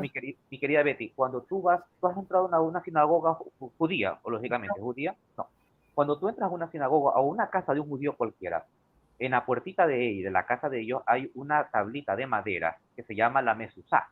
Esa mezuzá, dentro está un rollo de pergamino donde tiene el texto bíblico del Shema. Escucha, oh Yahvé, tu Dios único es, etc. Cuando tú entras, tú haces esto. Besas 3 veces. ¿Sí? Y así mismo haces cuando te vas. Yo lo he hecho porque sí he entrado. Esta tradición maravillosa, que a mí me hubiera gustado que los católicos también hagamos, que me parece maravillosa, ellos la aprendieron de Babilonia. Sí, no es algo propio. Ellos la aprendieron, ¿por qué? Porque cuando ellos fueron exiliados a Babilonia, se dieron cuenta que los babilonios tenían en sus divinidades colgadas en las puertas de sus casas. Entonces ellos dijeron, nosotros no vamos a tener distintas divinidades paganas en nuestras puertas de su casa. Entonces, ¿qué hicieron? Cambiaron esas divinidades por la Mesuzá que simboliza a Yahvé. Entonces, ellos atrapan todas estas culturas y las ponen y las hacen propias, pero lógicamente con sus propias ideologías religiosas. Lo mismo pasa con el tema de la serpiente. Ellos adaptan la serpiente de Egipto y la trasladan al texto bíblico. La serpiente en el antiguo Oriente Próximo no simbolizaba al mal, simbolizaba a la astucia, a la sabiduría, a la vida eterna y a la fertilidad. Oh, Por eso que, Betty, ¿tú recuerdas cuál fue el animal que utilizó Dios mediante Moisés para dar vida a aquellos a quienes mordían y eran la y morían? serpiente, La serpiente, pues, la serpiente te da vida, pues. La en serpiente no números. es, exacto, en números todavía la gente no cree en el demonio, no conocen al demonio. La serpiente simboliza la vida, lo mismo que en el Génesis, solo que en el Génesis toma el aspecto también de astucia. Ok, pero no es el ser real y personal que nosotros llamamos Satanás en ese tiempo. Bien, entonces, eso es lo que piensan ellos. ¿Cómo nosotros sabemos que la serpiente es Satanás? Por una revelación neotestamentaria. En el libro del Apocalipsis dice el apóstol San Juan que esa serpiente es el antiguo dragón, la antigua serpiente que es el diablo Satanás. Pero esa es una revelación cristiana. Si usted le pregunta a un judío, ¿la serpiente es Satanás? Te va a decir no, porque ellos mantienen su tradición histórica de esa época. Nosotros somos lo que le llamamos a la serpiente Satanás. En el libro de Job pasa algo parecido. Mira, eh, por cierto, en el año 400, cuando se escriben los textos, no creían en el demonio. ¿Cuándo empiezan a creer los israelitas en el demonio? En el año 200 antes de Cristo. Es decir, 200 años después de que se escribe el Génesis, más o menos. ¿Por qué? Porque fueron invadidos por los griegos. Cuando los griegos entran en la tierra de Israel, la cultura que entra, ¿qué es lo que primero que hace? Imponer. El que entra no se va a someter, el que entra impone. Entonces, cuando los griegos entran, imponen lengua, por eso es que empezaron a hablar el griego, también, el griego también cuando los babilonios entran, empiezan a hablar el arameo, por eso tenemos el arameo en el periodo intertestamentario, etc. Bueno, entonces, entra la creencia de los demonios gracias a la cultura griega. Ellos son los que creen en demonios, pero con la diferencia de que los demonios para los griegos eran divinidades. Mm, Entonces los judíos dijeron, no, no pueden ser divinidades, porque solo hay un Dios y ese es Yahvé. Entonces, estos tienen que ser también seres creados. Y si son seres creados y son espíritus malos, y como de la mano de Dios nada sale malo, tuvieron que haber sido buenos. Entonces dijeron, estos son los antiguos ángeles. Ah, ellos son los ángeles. Entonces. De ahí viene la idea de que los ángeles se transformaron en demonios. De ahí, oh, año 200 más o menos antes de Cristo. Ahí recién empieza la concepción en el pueblo de Israel de que los ángeles, al rebelarse contra Dios, pasaron a ser demonios. Ahora, hay 3 versiones. Yo las 3 versiones las publiqué en mi canal de YouTube. Para el que desee puede verla. Ahí están las 3 versiones. Las hice por separado para que no se confundan tanto. Así que pueden buscar primera versión, segunda versión, tercera versión. Lo cierto, y así a breve rasgos, es que antes de que ellos creyeran que existieran demonios, lo que sí creían los israelitas es que los ángeles podían hacer el bien y el mal al mismo tiempo. Ellos podían hacer el bien y el mal. Hacer el mal significaba actuar como un satán. ¿Qué es actuar como un satán? Es actuar como un adversario, como un oponente, como alguien que obstaculiza, como alguien que aborta una misión. Les pongo un ejemplo sencillo de la vida cotidiana. yo tengo un hijo que va a robar y yo le digo a mi hijo, no vas a hacer eso, no, eso es malo, y me pongo en la puerta, ¿cómo me estoy poniendo yo? Me estoy poniendo como un obstáculo para mí. Pero Ujú. ese obstáculo no significa que estoy haciendo algo malo. Al contrario, estoy impidiendo que él vaya a hacer algo malo. Asimismo, un ángel podía servir de obstáculo y no estar haciendo el mal, no estar haciendo el mal como pecado. Entonces, en virtud de eso, vemos nosotros en números 22, 22, 21, 21:8. 21.8 o 21, 22, 22 me parece también que está, sí, bueno, donde vemos que un ángel de Yahvé actúa como un Satán para evitar que Balaam maldiga al pueblo de Israel. Entonces vemos nosotros como este ángel, que es ángel de Dios, está actuando como un Satán. Lo que pasa es que cuando nosotros leemos en español, la palabra Satán inmediatamente nos evoca al diablo, pero no Sí. estamos hablando del diablo, no lo conocen al diablo. Entonces, el ángel que pone pruebas, obstáculos a Job es un ángel bueno, no es el diablo, para la concepción del pueblo de Israel en esa época, porque no lo conocen. Es por eso que este ángel que actúa como un Satán puede hablar con Dios, está cerca de Dios, y además el texto le llama hijo de Dios. Si fuera el diablo no tendría opción a ninguna de estas tres características. Es porque sigue siendo un ángel de Dios. ¿Sí? Entonces, ellos solo creían en eso. Cuando ya viene la creencia de los demonios, ahí es que ellos dicen, ahora sí, ya creemos en los demonios. Surge a partir del libro de las crónicas.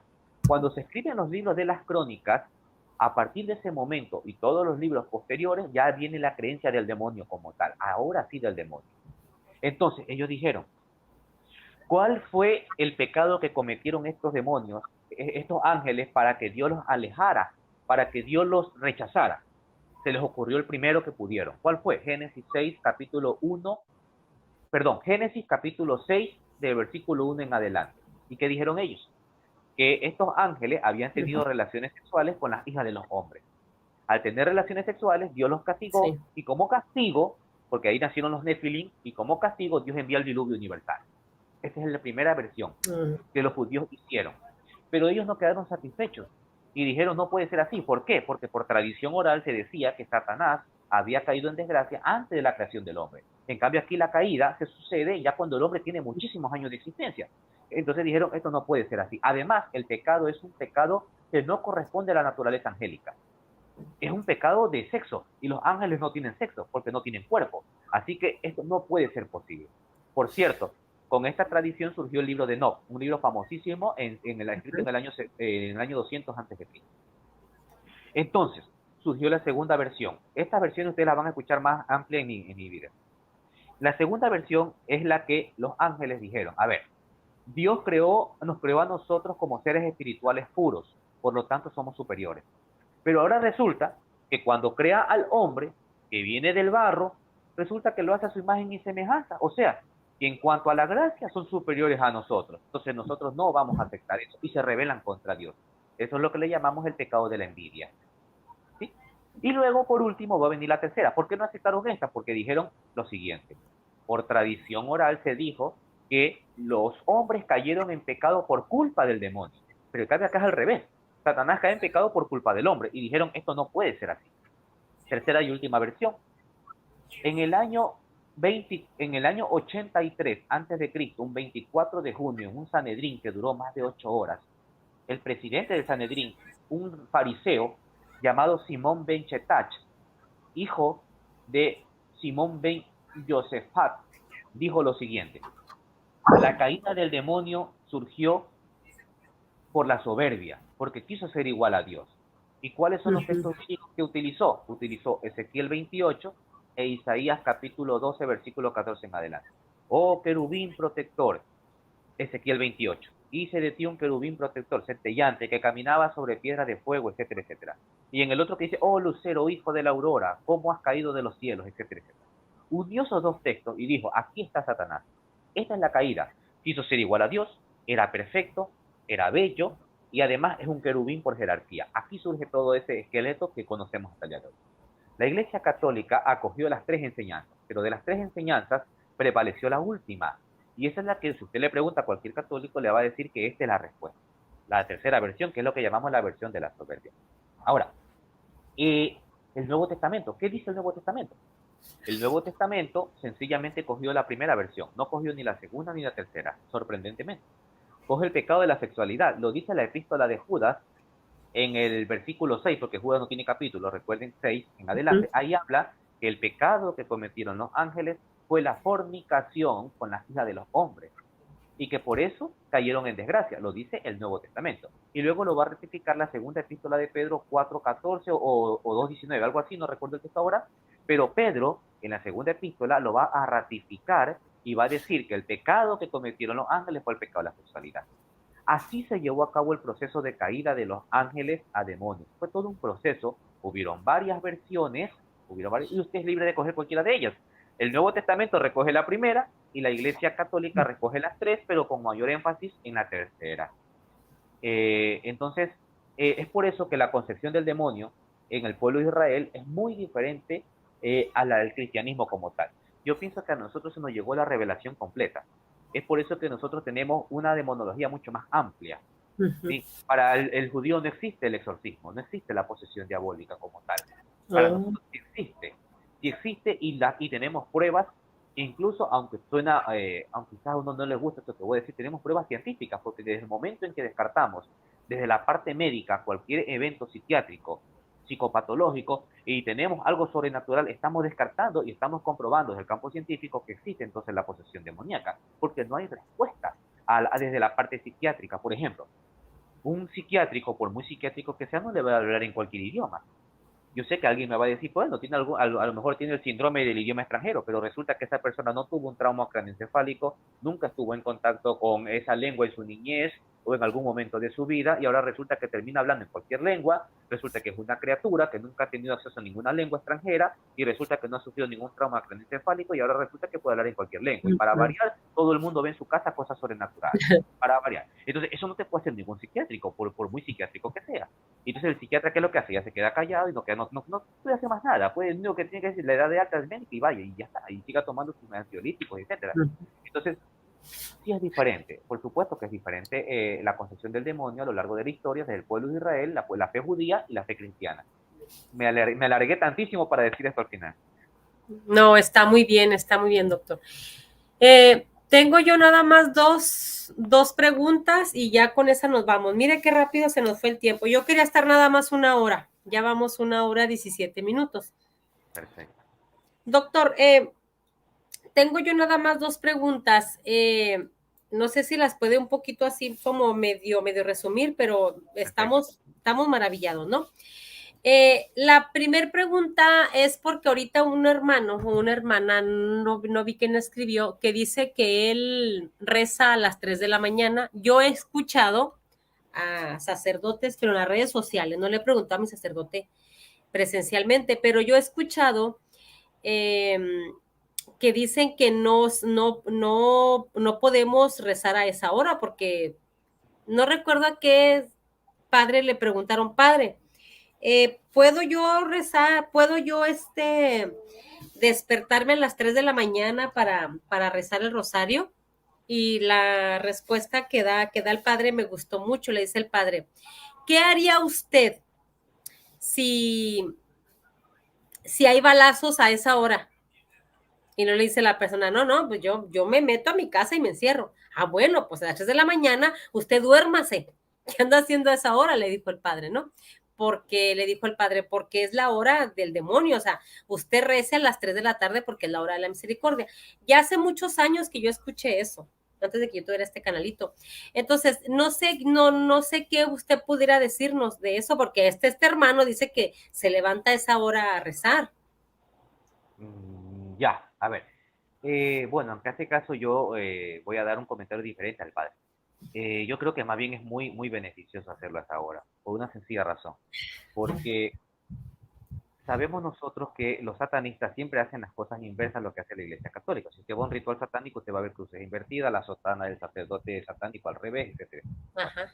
Parodia con la Sagrada Eucaristía, por eso profanan la Sagrada Eucaristía. No van a un templo protestante, porque nadie nos da Dios. Van a un templo católico a profanar la Eucaristía, que está Cristo vivo.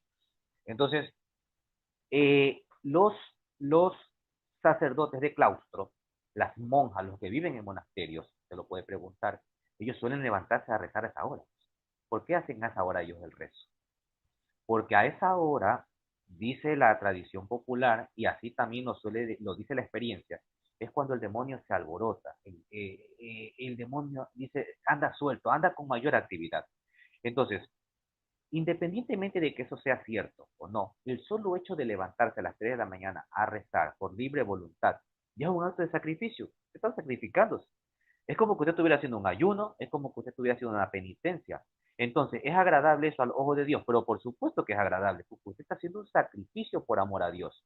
Usted no está haciendo nada malo. Si usted se levanta a las 3 de la mañana a orar, usted está haciendo una gracia mucho más elevada.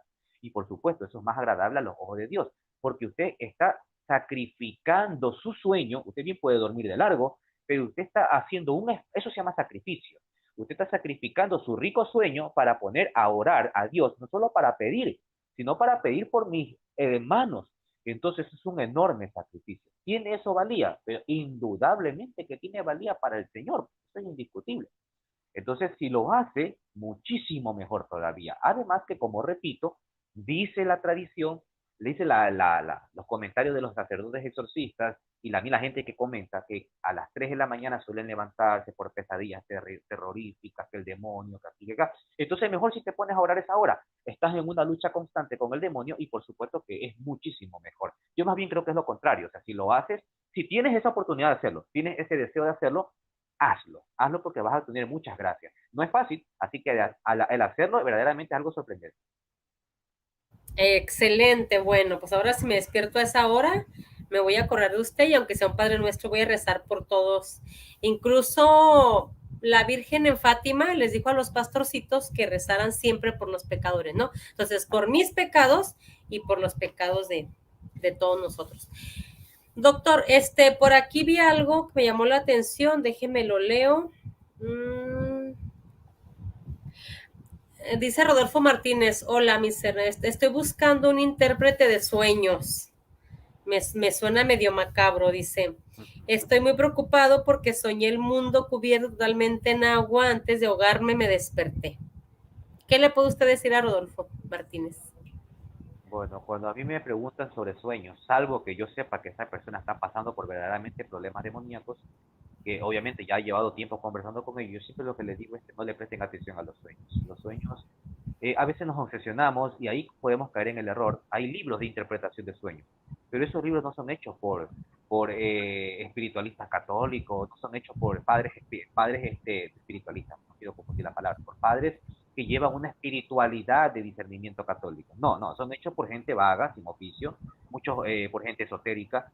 Entonces te dan respuestas que te pueden llevar a dónde, a la santería, te pueden llevar al brujo, para que te adivinen ese sueño. Entonces, no le prestes atención, un sueño es un sueño, además de que desde el punto de vista ya médico, o mejor dicho, hemodinámico, el sueño no es nada, o sea, haz de cuenta que es la basura de todo lo que has llevado día a día y tu cerebro se está desintoxicando, así que no les prestes atención al sueño, y si ese sueño te afectó, reza, ora y se acabó, y ya está, porque si te pones a pensar por cada sueño que tienes, imagínate, nos volvemos locos, y vamos a caer en muchos errores, tranquilo, no pasa nada, ora nada. Doctor, como una pregunta adicional, porque todavía no le hago la última pregunta, que es la mejor de todas, por eso la dejé hasta el final. Pero a ver, como una pregunta adicional a esto que está diciendo el hermano y que está usted explicando, ¿la Iglesia Católica es continuista o ya cesaron los dones? Le voy a formular por qué. Porque en la Biblia Dios les hablaba a muchos por medio de sueños, ¿no? Pero, o sea, por eso es mi pregunta. O sea, por ejemplo, aquí Dani Neri está diciendo que él tiene el don de interpretar los sueños. A mí me da risa porque no creo yo que tenga ese don. No sé. Pero, a ver, ¿la iglesia es continuista o es cesacionista? Bueno, más que eso es el hecho de que el Espíritu Santo está activo, o sea, el Espíritu Santo es Dios y por Ajá. tanto el Espíritu Santo sigue dándonos dones, a todos nos da dones, tú tienes un don, yo tengo un don, solo que hay dones que son más sobrenaturales y otros menos sobrenaturales. Yo creo, y modestia aparte lo digo, de una manera más humilde, yo creo que mi don es sencillamente el don del conocimiento de la vida, nada más. Me hubiera Uh-huh. gustado tener un don sobrenatural, pero no lo tengo, así que me conformo con lo que tengo. Pero hay gente que tiene don de sanación, don de discernimiento de espíritu, lo dice la Biblia mismo, don de curar, e incluso, ojo, don de exorcizar demonios. aun cuando no sean sacerdotes. Pero bueno, ese es otro tema y no me lo quiero apartar. Lo cierto es Pero, que, a ver, por cierto, pero con eso no quiero decir que puede ingresar el exorcismo, por si acaso. No, no, no, pues no, ándale, con sí, eso no. sí, porque, o sea, sí quiero que esto venga claro porque es muy peligroso, porque, a ver, si Dani Neri tiene ese don, en mi opinión, doctor, usted dígame si estoy mal o estoy bien, en mi opinión, ese hermano o hermana tiene que ir con su sacerdote y platicarle al sacerdote, o sea, A eso siempre voy, con el exacto. sacerdote. ¿Estoy bien? Exacto. Es que, mira, a ver, el padre Pío tenía estigmas, ¿verdad? Correcto, eso todos lo sabemos. Yo les pregunto, el padre Pío estaba diciendo a todo el mundo, y miren, yo tengo estigmas, miren, para que la gente lo venere, No, y para que la gente, no, nada de eso. Al contrario, el incluso padre no Pío quería, trataba de ocultarlo. Exacto. se les Entonces, hay ocultaba. una frase en la Biblia que dice, por sus frutos los conoceréis. Si tú tienes un don, perdón, y ese don lo pones al servicio de la iglesia, y nadie sabe si no solamente tu sacerdote y la gente a la cual tú estás sirviendo, entonces ese don viene de Dios y lo estás sabiendo utilizar.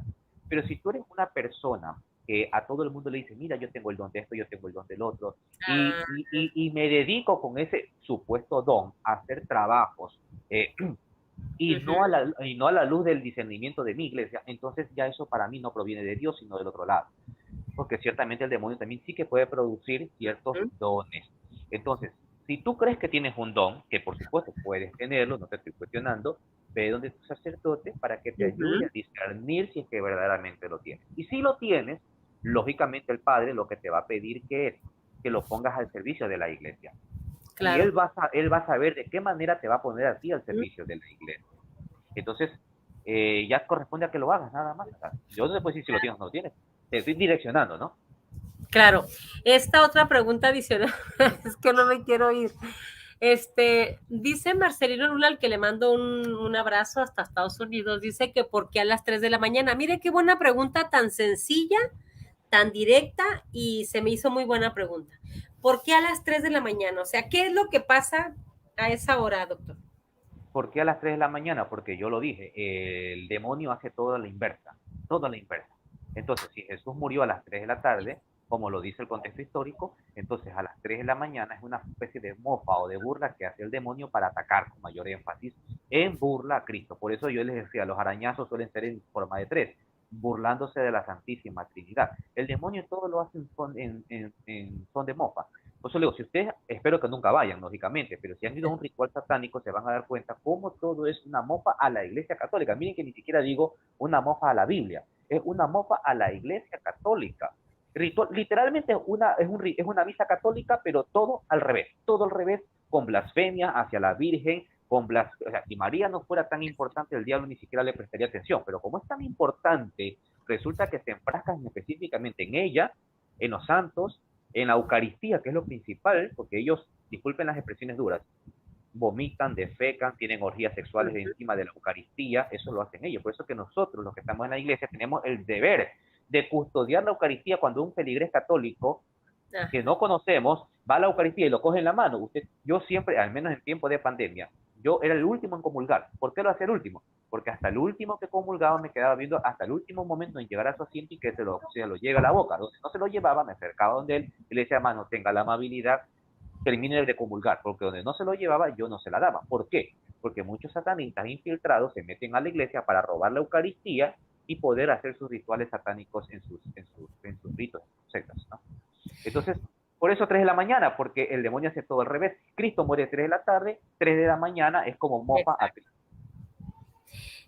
Doctor, esta pregunta que le iba a hacer no se la voy a hacer. Sí se la voy a hacer, pero no quiero que me la responda porque acuérdese que vamos a tener como una serie, nos faltan tres temas más de este mismo tema. Entonces, las preguntas que vienen en el siguiente tema, ahora sí ya más profundas, van a ser, por ejemplo, ¿qué hay? ¿Qué ha visto usted en un exorcismo? ¿Qué es lo que hacen los demonios con la Eucaristía? Todas esas preguntas las vamos a ver en el siguiente tema. ¿Qué le parece? Perfecto, me parece muy bien.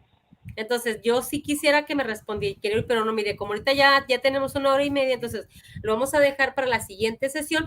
¿Qué le parece que sea el miércoles que viene?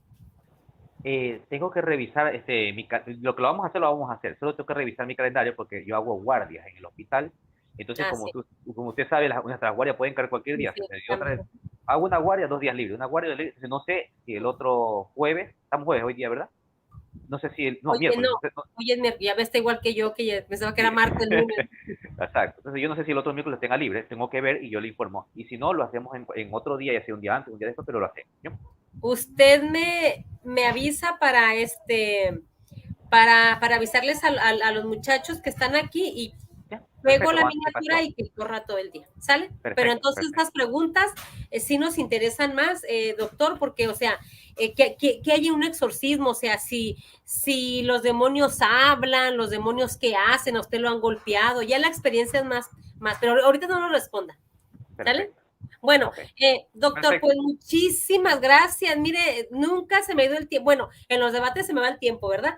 Pero en los temas como este, nunca se me ha ido un tema tan rápido. Pero bueno, estamos, ya comprometimos al doctor Víctor Gamboa para la siguiente sesión. Sí, doctor, muchísimas gracias. Nada más despídase. Bueno, yo agradezco nuevamente, es un placer estar en tu canal, mi querida Betty. Gracias también a todos los hermanos que han hecho sus preguntas, todas son valiosas e importantísimas, han enriquecido el programa, ¿sí? Con ellas lo enriquecieron mucho más. Y gracias a todos los hermanos que nos han escuchado y nos han visto. Muchísimas gracias.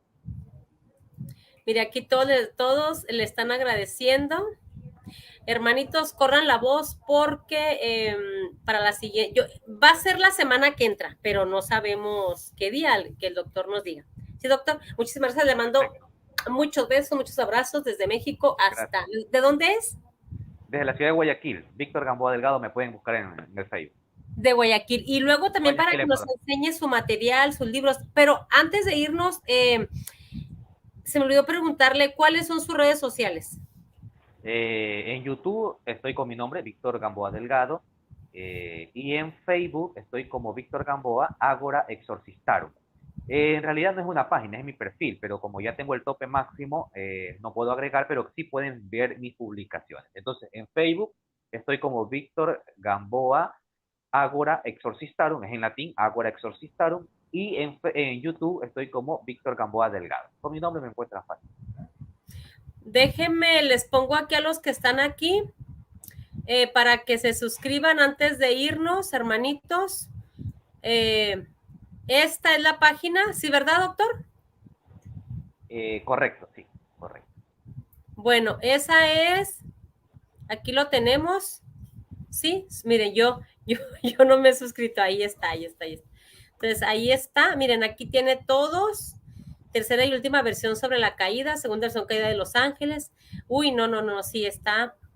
Claro que le van a poner en vivo para que le salgan todos los videos. Ah, no, ¿en dónde? En videos. Creo En en video, videos. sí, en En video, en video. videos, en videos. Bueno, ahí está. Suscríbanse, por favor, hermanos. Vamos a dar 5 segundos para que se suscriban a esta página, que la verdad es muy interesante, porque nuestro único, ¿cómo diría yo? Nuestra única meta, ¿cuál es? El cielo. Esa es nuestra meta del ser humano, ¿sale? Entonces, muchísimas gracias, doctor, de veras un gusto. Y si Dios nos permite, la semana que entra voy a estar atenta a que me diga qué día podemos. ¿Sale? Perfecto. Perfecto. Bueno, Muchísimas gracias. Dios los bendiga a todos. Nos vemos en nombre del Padre, Hijo y el Espíritu Santo. ¡Vámonos!